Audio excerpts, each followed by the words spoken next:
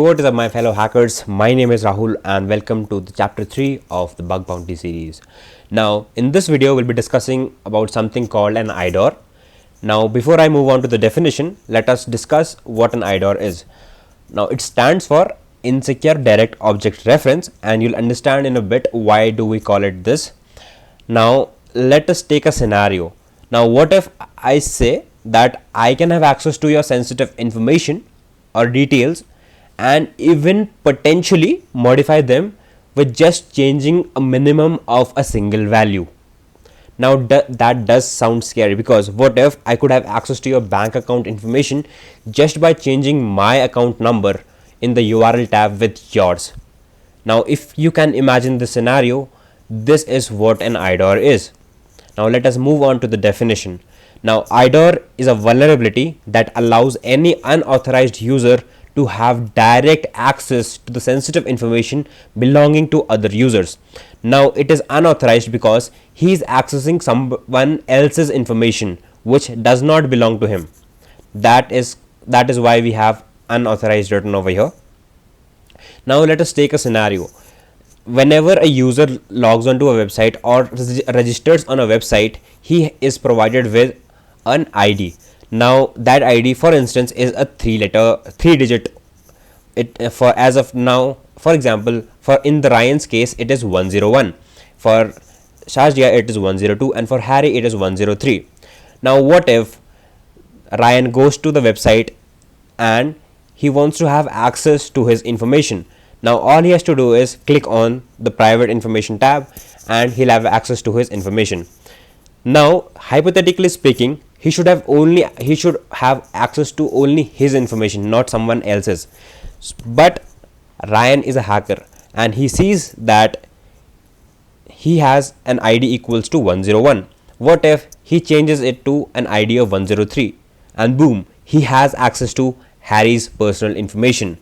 Now remember guys, if you try this and if you want to report this on platforms like HackerOne and Bugcrowd, you might not directly see IDOR. In some cases, you might not directly see IDOR because IDOR comes under broken access control. So you will have to select broken access control if you do not directly see an IDOR listed over there. So this is I was just trying to help you out from my side. Now let us look at the parameters in which you can try to modify to submit an IDOR vulnerability. Now ID is one of them. Other could be object, the third could be user ID, employee ID, account ID, number, etc. Now for example, here I have taken an example of IDs which is 1 to 12, but in some cases what will the developer do is he will change 12 into an hash value. So instead of 12, you'll see either 16 or 40 or 32 digit hash value written over here in the form of hexadecimal characters.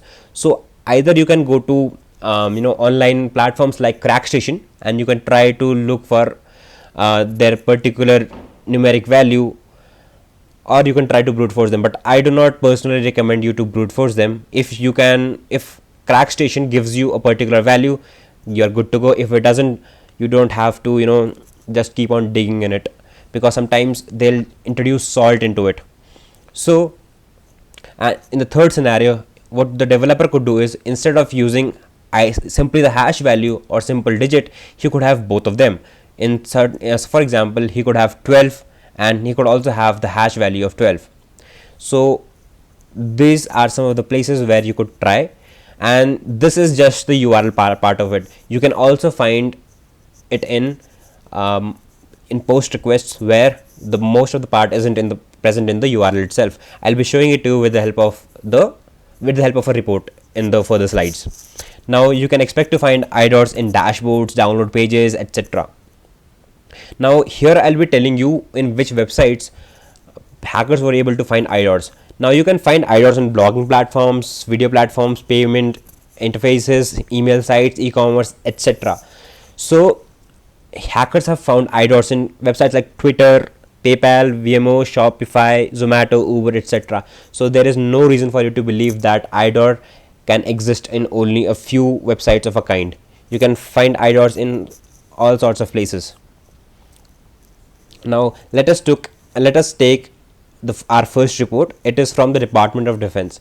Now they have hidden the URL part, but here what the hacker has told is that if you replace your account ID with the account ID of someone else's, you can have access to some information, and you can even change the profile picture of the user. So this is one of the use cases. This is one of the cases of IDOR. I'll be providing the link to the report in the description of the video. Now here, as you can see, this was you can try with the help of your browser itself, because all you have to do is modify the URL in the URL bar or the address bar. But sometimes what will happen is you have to have a proxy in place. So this is where proxies like Burpsuite and OpenZap come into play. So what the hacker here did was he changed the user ID right over here to someone else's user ID. Now what did he get back? What he got back was some of the personal identifiable information, PII, identifiable information of some other user, of which the user ID he had put over here. So this is it for the video, guys. I hope you liked it. This was IDOR. Thank you.